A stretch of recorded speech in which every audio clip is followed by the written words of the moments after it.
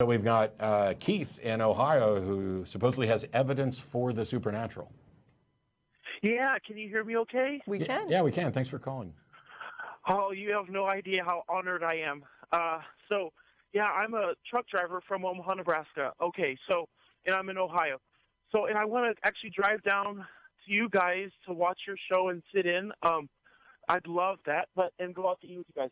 Real fast. Okay, so I was wondering, the word hypothetical raises red flags with you guys. I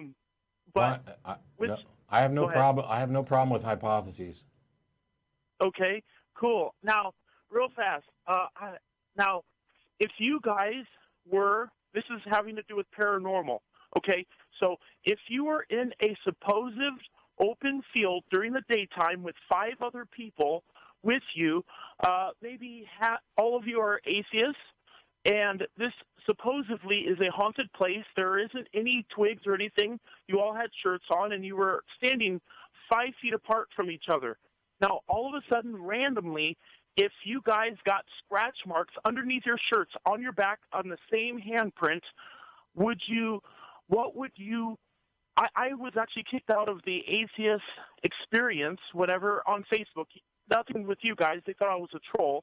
But asking that question, and the answer was, from some people, it was a legitimate question, but others, it was, I can't explain it.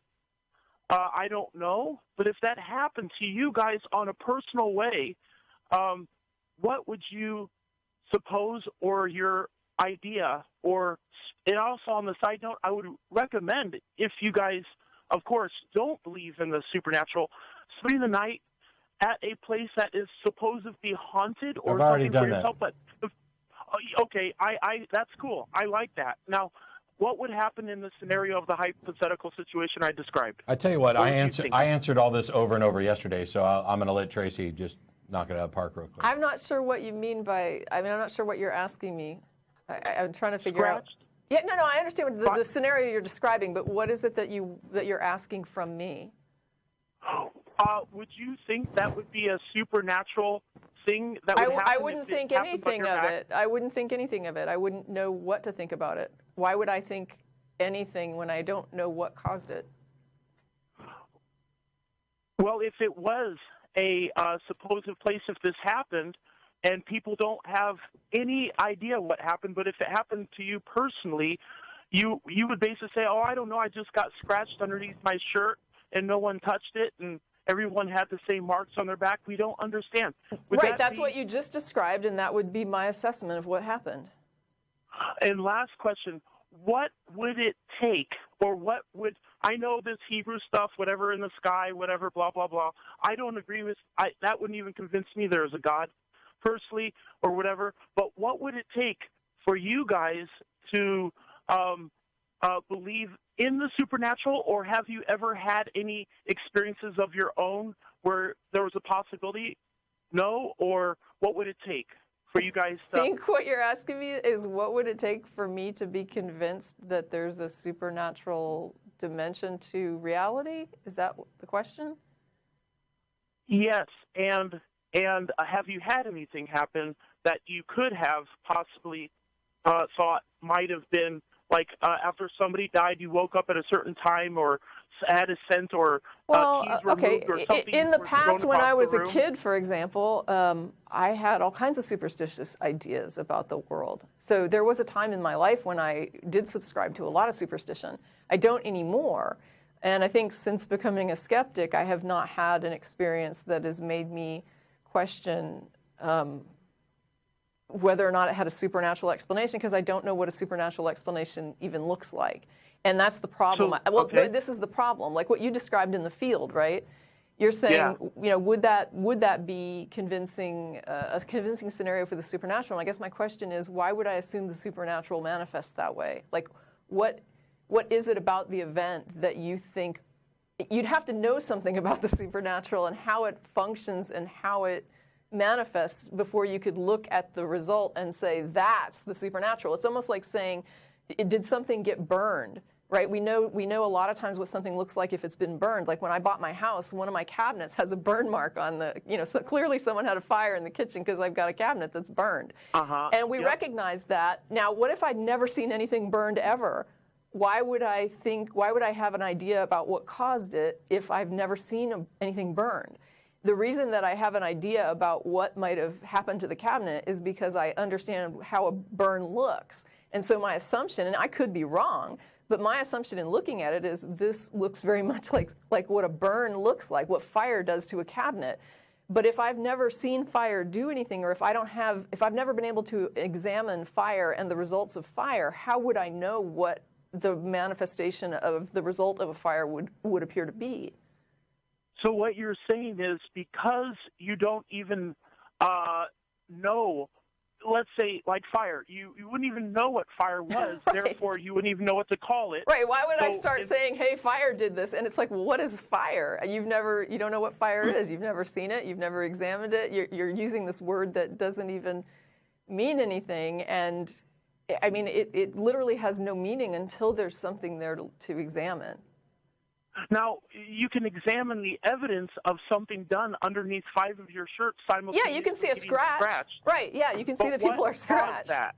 If I don't know, that's what I'm saying. It's like asking what caused the cabinet to look that way if somebody's never seen a fire. Or something to be thrown across the room. So basically you're saying there's nothing that you would believe that the supernatural exists because there is no foundation well, what I'm saying is that if we did some investigation of the flying objects, or we could do further investigations of the scratch marks and how they appear, and we could get if there were some way to gather evidence for a cause. What you've got is the event. This is like what Matt was saying about the moon. You've got the event, and yeah, you can look at the event, but we know what scratches look like, and we're saying, okay, these appear to be scratches, but what caused them?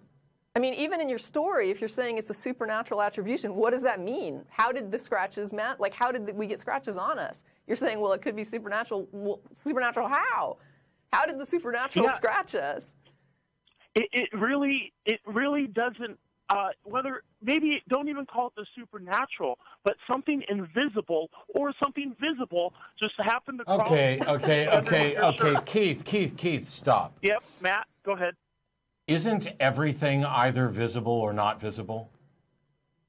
You just said either the invisible or the visible did something. Doesn't that include everything? But you don't believe in visible. Invisible. Keith, your argument is that one item in a set of all items did something. That tells us nothing. So one, meaning invisible, would have caused that. Everything is either visible or not visible, correct? Yes, and that would be a non-visible. Stop. So when you said that the scratch was caused by something visible or caused by something invisible, what you're saying is the scratch was caused by something, and it could be anything. Correct. Then how do you reach a conclusion about what it was? Well, because all 5 eyes saw that no one was behind them. It doesn't matter. Something caused it, so you don't know so it was. You haven't even ruled out the visible there yet. All you've ruled out is whether or not somebody saw it. There are things in the other room that are visible that I can't actually see right now, right? Correct. So your first step is you haven't even ruled out things visible. You've just ruled out whether or not it was seen. My question is, how do you determine what the cause of those scratches were? You would determine well, it's not possible to determine what the scratches were from. Keith, then how is your example in any way relevant to whether or not someone accepts supernatural explanations? Can you repeat it one last time? I promise. How is your example in any way relevant to whether or not someone should accept supernatural explanations? Because there's a possibility of it being that. How do you know that? Well, okay, first of all, actually, before you even answer that question, no. You just acknowledged there's no way to tell, and yet your example implies that one could be reasonable in accepting a supernatural explanation for those scratches when you just acknowledge that there's no way to tell. If there's no way to tell, how could you possibly reach the conclusion that the supernatural is the best explanation for that? What is a possibility okay? Does that pass in your books that it could be a possibility? Okay, here's the problem which Tracie tried to address. If you don't know anything about fire and you've never had an example of fire, there's no reason to conclude that fire is possible or a likely explanation. First, you need a definition and understanding of fire, and then an understanding of what fire can do. You can't even say that the supernatural is possible. You haven't demonstrated that. You haven't defined what supernatural is. You haven't demonstrated that it's possible. And how could it then be a possible explanation until you've done that? Well, because it also can't be impossible either. How do you know that? How do you know that? No, because all we know is the scratch marks underneath the shirt. Right, that's all we know. Scratch marks are irrelevant. Scratch marks are irrelevant to the question of whether or not the supernatural is real and can be used as an explanation. You say the supernatural is possible, and I said, how do you know the supernatural is possible? And you said, because it can't be impossible. How do you know that? Well, because of what happened about... No. I keep on going back to the scratch marks. I know, and that's the problem. That's the problem. That's the problem. You keep going back to something that cannot possibly demonstrate and is irrelevant to the question. The supernatural, we'll set aside how we define it for a second. The supernatural is either possible or impossible. You think it's possible, and when I asked why, you said because it can't be impossible. And I asked, how did you determine that the supernatural cannot be impossible? Yes, but you're kicking my ass with logic. Yes. I understand. It's fine. You're cool. No. All I want is for you to answer the question. You think that something is plausible. You think that something is possible. And your reason for thinking that it's possible is because you claim it can't be impossible. Now, if you can demonstrate successfully that it cannot be impossible, then I would accept that it's possible. But you haven't done that. But nothing is 100% all the time without evidence. I don't even know what that sentence had to do with what we were talking about. I'm not sure what it meant. No, but the thing is, I just don't.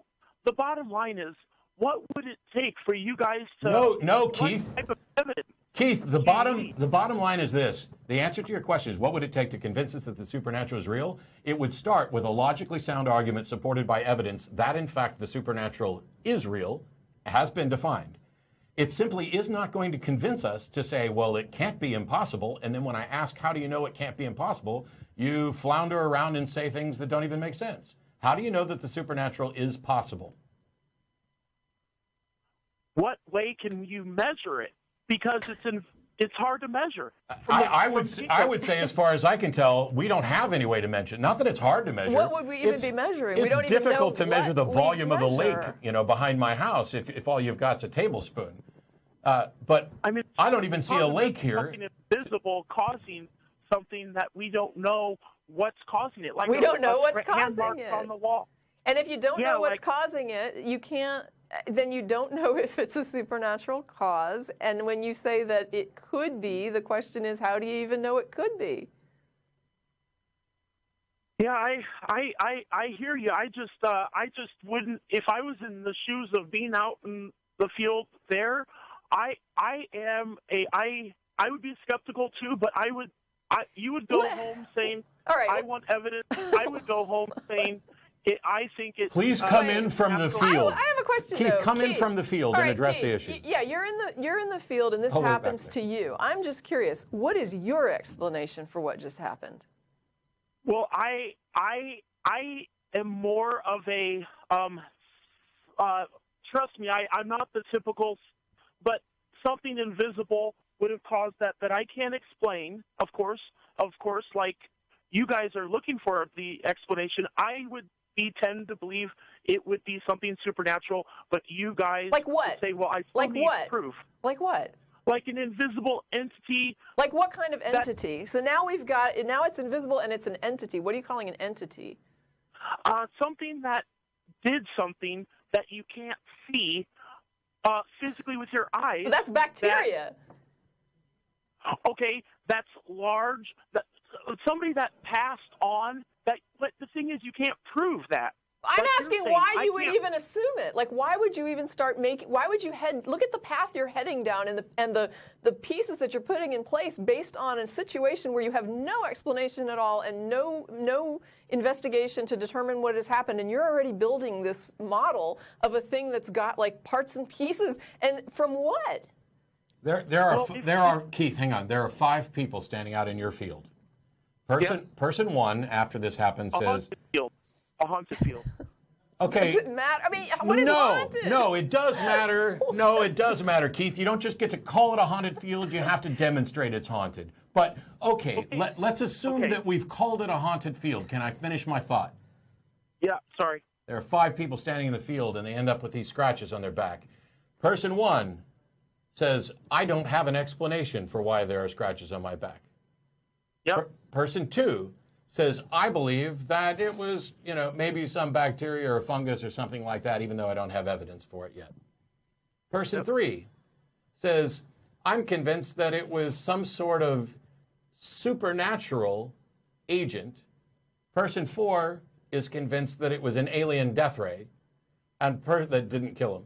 And person 5 says it was God Almighty who reached down from the heavens and anointed us with a birthmark or a second birthmark. Which one of those 5 people has the most reasonable, most defensible position? That was wow. I'm very impressed, Matt. That was a great example. You know what? None of them have any evidence. Bullshit. Well, all right. They all have the same evidence. They have the same evidence. Right. Okay. But as far as what caused it, they don't have any. So who's the most reasonable person of those 5? Can that be subjective? I don't. I'll give you a hint. What would you think, guys? The person who says they don't know what happened. That's the person that's most reasonable because they're recognizing that they don't have sufficient evidence to reach a conclusion. That person is acknowledging that I don't have enough evidence to reach one of those other conclusions or any other proposed conclusion. So for now, I'm going to say I don't know because that's honest and accurate. And let's wait till we have information that helps us determine a cause. Now that we've excluded person number 1, which of the remaining 4 is most reasonable? Well, out of the 4 left, number 2. The one that is appealing to natural causes about things that we know, because we know that just not seeing something, it still could be something like a bacteria or something like that, right? Okay, so now we've eliminated 2 people who as the most reasonable. The 3 left. Who is the most unreasonable of all? Well, of course, I know where you're going. The 3rd one. No, the most unreasonable of all is the God one at the end. So what they've done is they've added a whole bunch of specifics. The 3rd one just says, hey, there's something supernatural. The 2nd one, well, actually, probably the 4th one would be because alien death ray, whatever. But the point is, by Occam's razor, the more that you add to this that you don't have justification for, the further you depart from having a reasonable standing. Yeah, you know what? I just have to say the psychological reason why people, I think, believe that is because of the way they were raised and what they have experienced in the past or have seen on TV or whatever. And so they jump to conclusions to put pieces together how they think based off their experiences without having... I agree that cultural experiences will push you toward particular explanations, especially for things you don't understand. There are certainly situations where there's like a really good story called Shakespeare in the Bush, and there's an example where somebody is talking about a ghost in the story of Hamlet, right? And they say that Hamlet's father, he sees his dead father's ghost, and they start to explain it, and they're explaining the story to a group of people who live in a culture where ghosts are not understood. So they have no cultural context for ghosts. And so what they do is they say, no, it couldn't be this thing that you're saying. Dead people don't communicate. Like a dead person doesn't communicate. They said it must be like some sort of a specter that was put into Hamlet's head by a witch, because they had a cultural context for that. So for them, when you see dead people, it means that there's a witch that is manipulating your mind to make you see this thing, and it's probably very evil, and you shouldn't trust it, which kind of blows the story of Hamlet, because the whole idea is that it was his ghost father trying to tell him about the murder. So in the situation where a person's trying to tell the story of Hamlet, they're using a cultural context where ghosts can appear, and especially come forward if they had a bad death and they're trying to get help. But in the context of the people that were hearing the story, there's no such thing as a ghost, but there are witches, and they can make you see things. And so they determined that that the story is actually describing a specter sent by a witch. So last question, Keith, and then I'm going to move on to other callers. Now that we've established that the most reasonable answer is I don't know, if you were to be out in that field now, would you still conclude that it was likely a supernatural entity?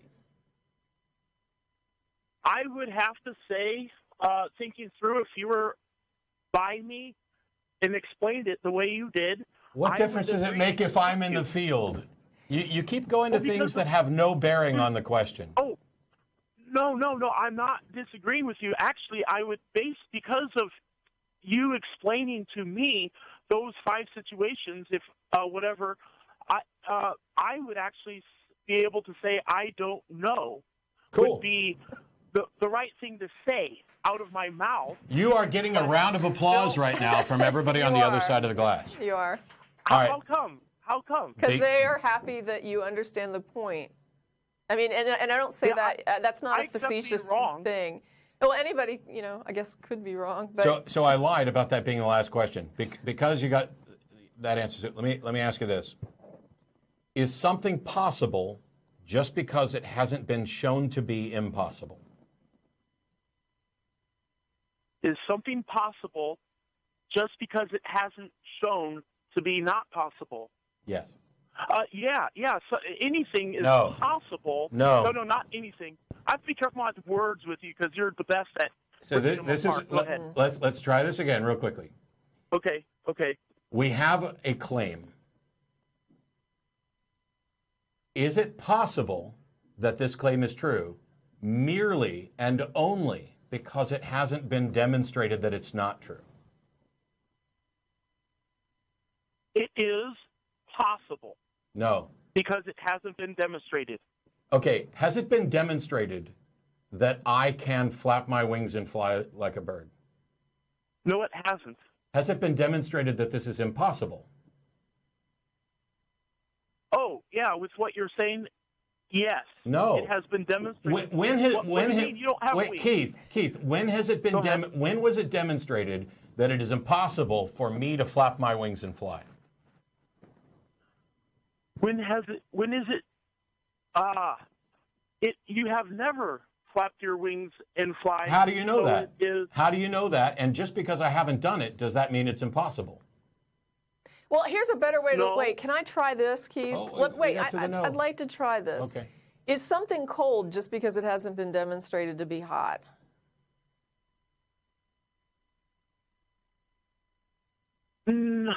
Yeah. So if something hasn't been demonstrated, we were so close. Here's what Matt's trying to get you to understand. So close. Well, here's what Matt's trying to get you to understand. Let's say that we have this thing and we don't know if it's hot or cold. We haven't demonstrated it to be hot. That doesn't mean it's cold, because it could be hot. Just because we haven't demonstrated it to be hot doesn't mean it's not hot. That's what Matt's trying to get at. It could still be hot. It may not be cold, right? It may be hot, and just because we haven't demonstrated it as hot doesn't mean it's cold. What I'm going to do is I'm going to listen to this, and I'm going to play it after this episode is over, and I will totally get it. But I have another question for next week.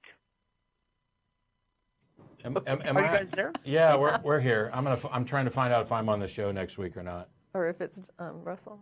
I'm pretty sure I'm not, because my family's down. It's Russell, so you can ask Russell and talk about your next question. But I will totally get what you're saying, after I listen to it. Okay. But I hope so. Thank you again. I love you guys. Thank you. So Thanks, much. Keith.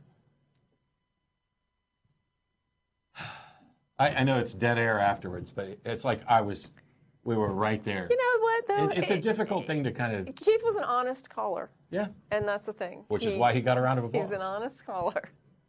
It's one of those things where, and by the way, I had this same discussion with Blake Junta, who's a Christian apologist, who is a friend of mine. He's very, very bright, and he went with the everything is possible until it's demonstrated to be impossible as well.